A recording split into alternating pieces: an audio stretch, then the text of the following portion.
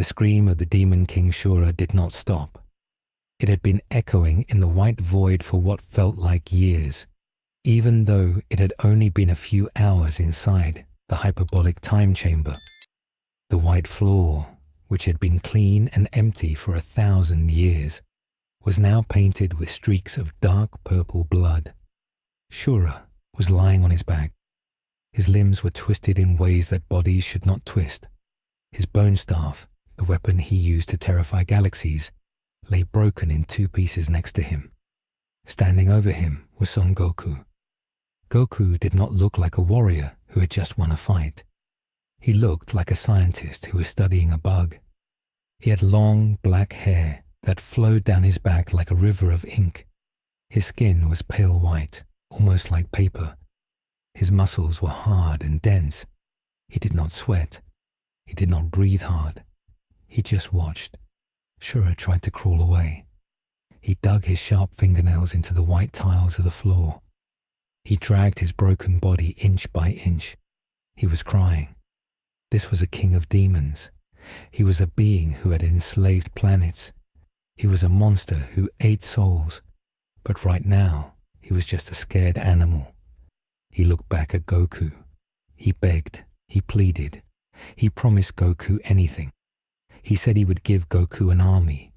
He said he would give Goku gold. He said he would make Goku the king of the universe. Goku just tilted his head. He looked at Shura with those dead, grey eyes. He did not care about armies. He did not care about gold. He did not even care about being king. He only cared about one thing. He cared about limits. He wanted to know how much pain a body could take before it stopped working. He wanted to know how much fear a soul could hold before it shattered. Goku took a step forward. He did not run. He did not fly. He just walked. The sound of his bare feet on the floor was soft. Shura screamed again. He tried to shoot a blast of magic from his hand. A purple ball of fire flew at Goku's face. It was enough magic to blow up a city.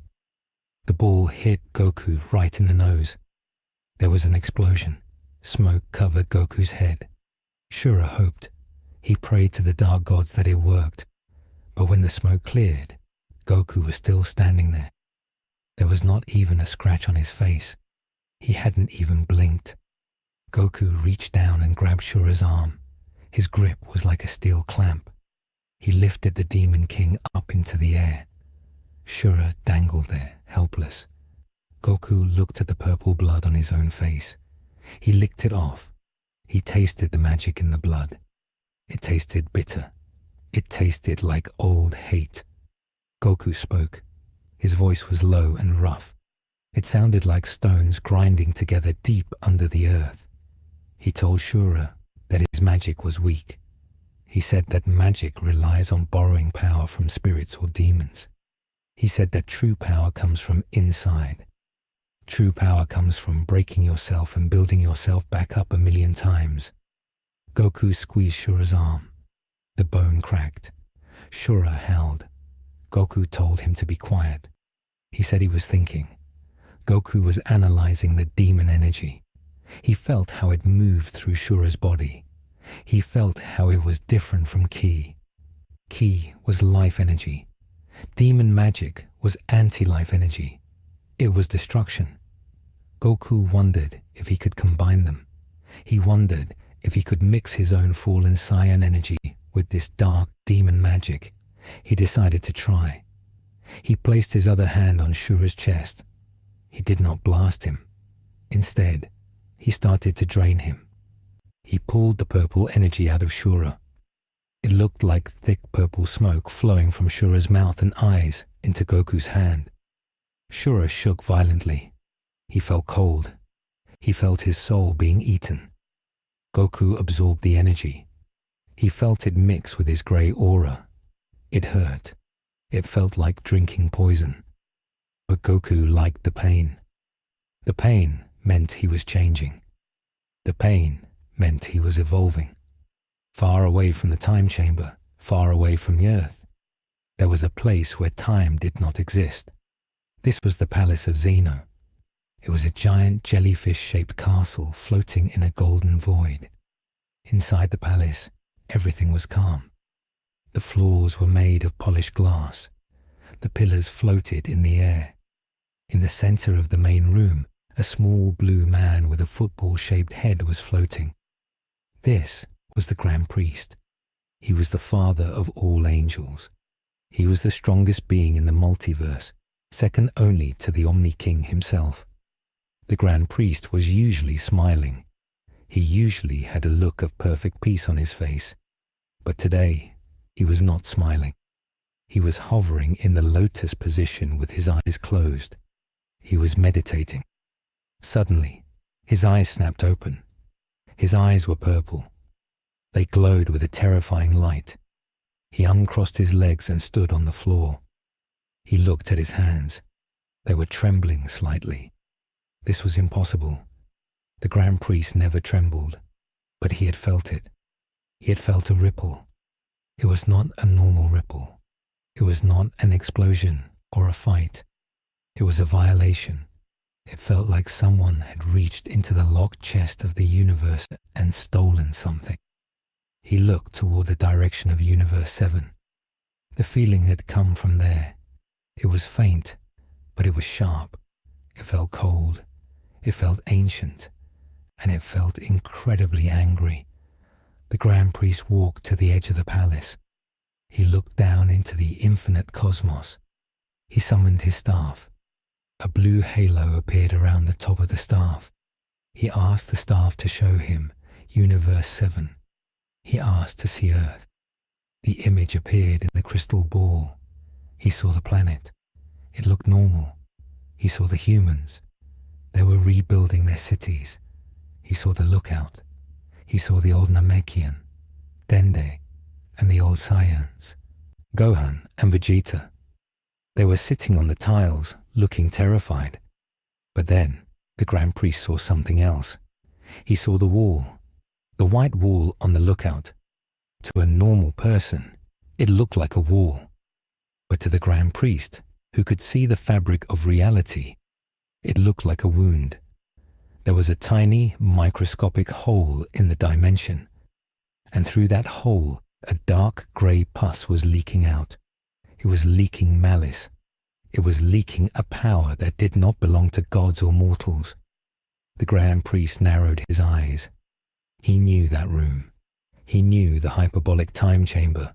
It was a pocket dimension created by the gods to help mortals train. It was supposed to be sealed. It was supposed to have rules. But someone had broken the rules. Someone had turned that room into a cage. And whatever was inside that cage had grown too big for it. The Grand Priest felt a chill. He realized that a demon king had just vanished from existence. Shura's energy signature was gone. It had been sucked into that hole. This was serious. If a being in a sealed dimension could reach out and grab someone from the real world, then the seal was failing. The prisoner was learning how to pick the lock. The Grand Priest tapped his staff on the ground. The sound rang like a bell through the multiverse. He called for his children. He called for Whis. In Universe 7, Lord Beerus was sleeping in his castle. He was having a nightmare. In his dream, he was a tiny mouse, and a giant cat with black fur and grey eyes was chasing him. The cat had Goku's face. Beerus woke up screaming. He fell out of his floating bed. He landed on the floor with a crash. He was sweating. His heart was racing. "Whis," he yelled. "Whis, where are you?" Whis appeared in the room. He was holding his staff. He looked serious. Usually, Wool would make a joke about Beerus sleeping too much. But today, Whis did not joke. "My lord," Whis said. "You felt it too, didn't you?" Beerus stood up. He wiped the sweat from his forehead. "I felt a disturbance," Beerus said. "It felt like him, but twisted. It felt like cold iron." Whis nodded. "It was the time chamber, my lord. The demon King Shura appeared on Earth. And then he vanished. He was pulled into the wall. Beerus's face turned pale purple. His ears drooped down. He pulled him in, Beerus whispered. Goku pulled him in. That's impossible. The door is gone. The dimension is cut off. Whis looked at his staff. The light on the staff was blinking. My father is calling, Whis said. The Grand Priest has summoned us. He sensed it too. Beerus panicked. He started to run around the room. No, no. If the Grand Priest knows we are dead, he will erase us. He will know we locked a mortal away for 1,000 years. He will know we created a monster. Whis grabbed Beerus by the shoulder. Calm down, my lord, Whis said. If we panic, we look guilty. We must go to the palace. We must act like we don't know what it is. We must say we are investigating. Beerus took a deep breath. He fixed his collar. He tried to look like a god of destruction. Yes, Beerus said. We are investigating. We are just as surprised as he is. But deep down, Beerus knew the truth. He knew that his lie would not last long. He grabbed onto Whis' shoulder. Take us to the palace, Beerus said. And Whis, if he tries to erase me, run. Whis looked at Beerus with sadness. He knew that if Beerus was erased, Whis would just go to sleep until a new god was a man. But he had grown fond of this lazy cat. Let us hope it does not come to that, Whis said. They vanished in a beam of light. Back on Earth, on the lookout, the sun was setting. The sky was turning orange. Old Vegeta and old Gohan were still sitting near the wall. They had not moved for hours. They were in shock. They had seen a demon king get dragged into hell by their friend. They knew that Shura was suffering in there. They could almost hear the screams if they listened closely. Vegeta looked at his hands. They were shaking. He was the Prince of Saiyans. He had never been scared of anything. He had fought Frieza. He had fought Cell. He had fought Buu. But this was different. This was Goku. This was the man who was supposed to be the best of them. The man who was pure heart. And Vegeta had turned him into a devil. We have to tell Bulma, Vegeta said softly. We have to tell her to build a new ship. We have to leave Earth. Gohan looked at Vegeta. He adjusted his glasses. Leave? Gohan asked. Where would we go, Vegeta? If my dad gets out, do you think distance matters? He can use instant transmission. He can sense energy across the universe. There is nowhere to hide. Vegeta clenched his fist. We can't just sit here and wait to die, he shouted. We have to do something. Maybe we can seal the wall. Maybe we can use the Dragon Balls to add another lock. Gohan shook his head. The Dragon Balls couldn't bring him back, Gohan said. And I don't think they are strong enough to keep him in. He grabbed Shura Vegeta. He reached through reality. His physical strength is breaking the laws of physics.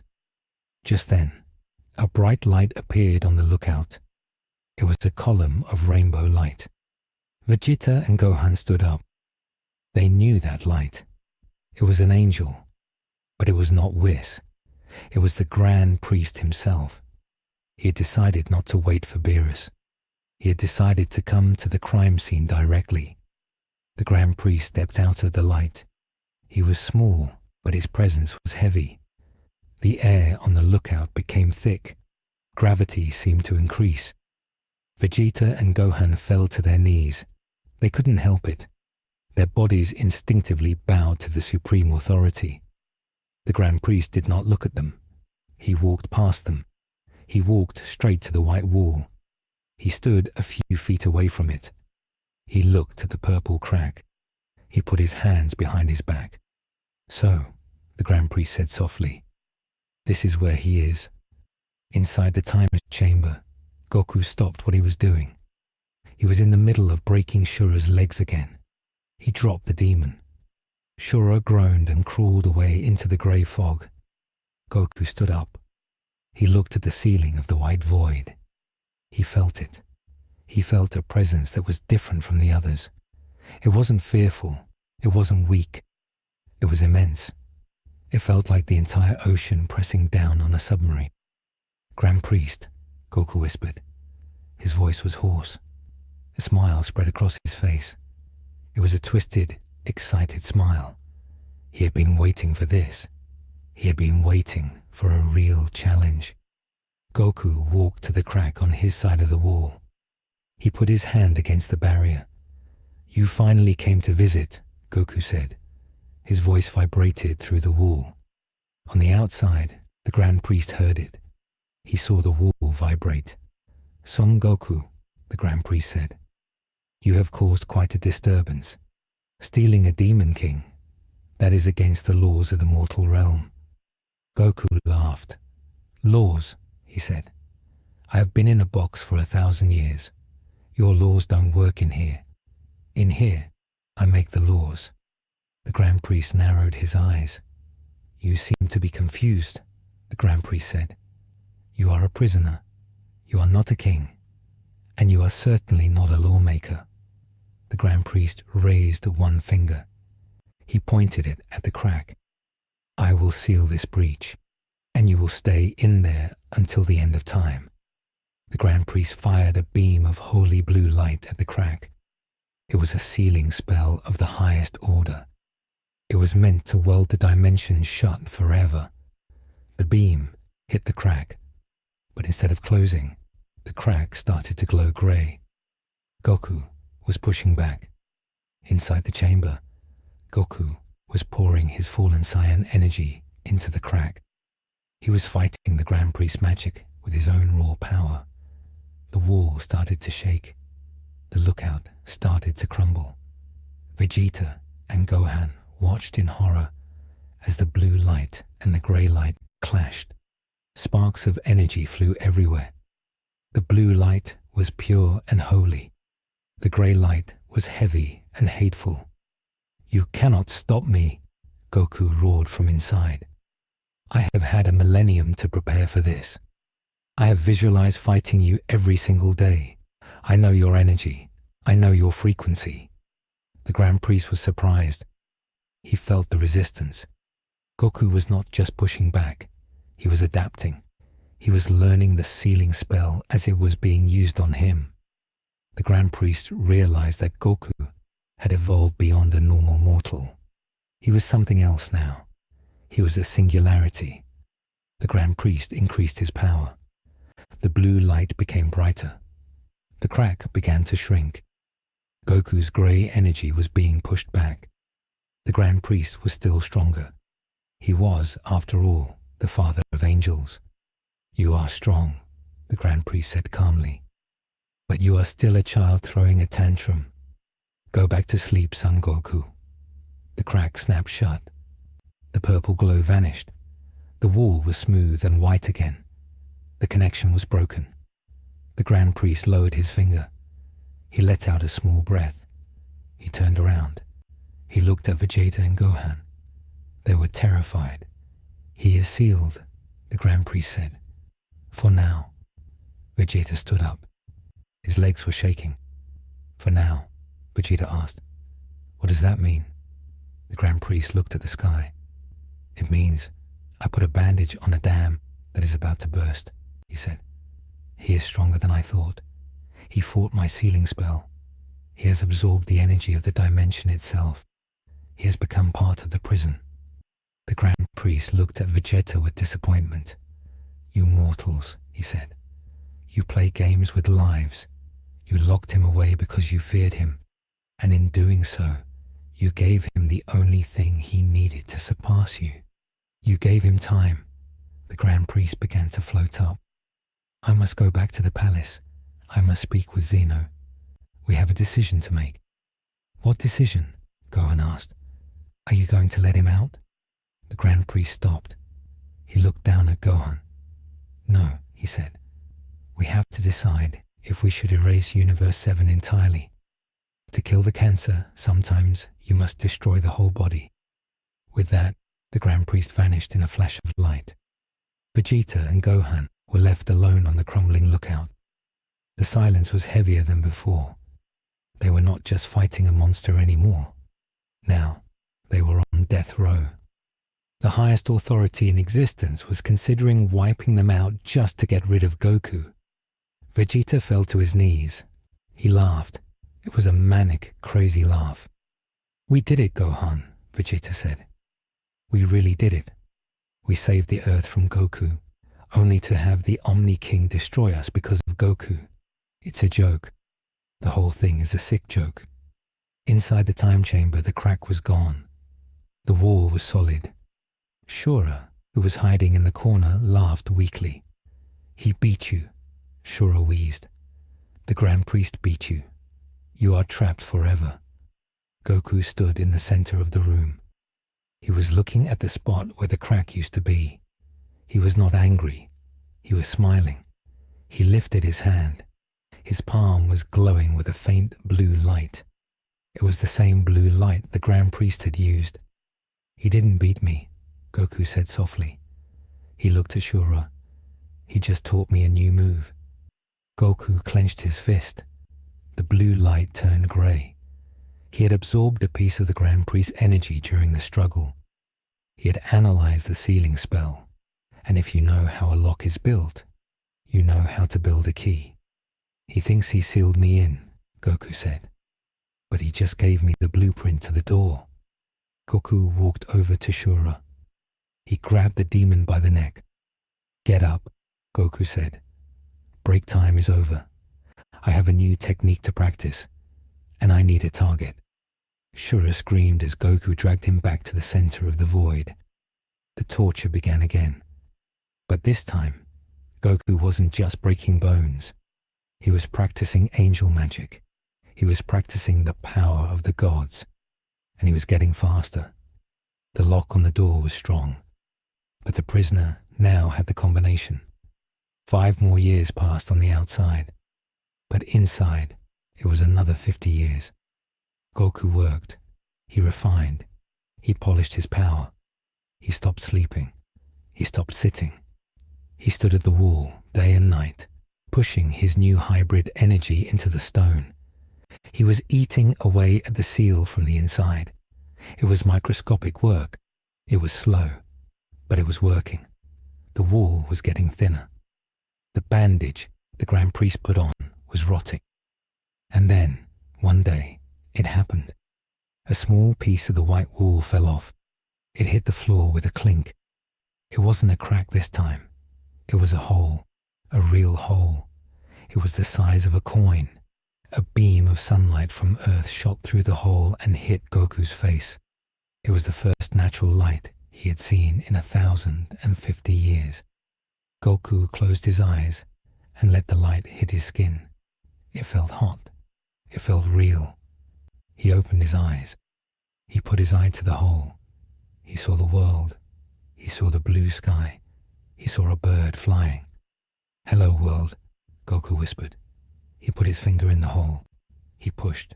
The hole grew to the size of an apple. He pushed harder. It grew to the size of a plate.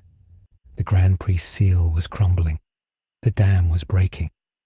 Goku pulled his hand back. He charged a sphere of grey and black energy. It was the fallen Kamehameha. He aimed it at the hole. He wasn't going to sneak out. He wasn't going to crawl out. He was going to kick the front door down.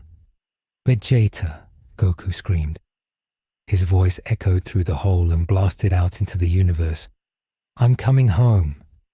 Watch the next episode to see the door finally shatter and the God Killer step foot on Earth for the first time in a millennium. The reunion is about to begin.